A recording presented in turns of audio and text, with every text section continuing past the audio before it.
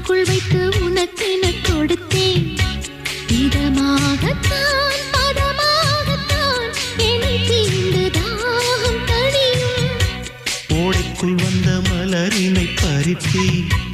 ஓசைகள் இன்றி மணிமுத்தம் பதித்தேன். பழச்சாரையும் இளநீரையும் பரிமாற வேண்டும் தினமும். அந்திப்பகல் வந்ததொரு இன்ப மயக்கம். அஞ்சு விரல் பட்ட இடம் மெல்லச் சிலிர்க்கும். எங்கெங்கே தொட்டாலும் அம்மம்மா உற்சாகம் அங்கங்கே உண்டாகும். வா கன்னத்தில் கன்னம் வைக்க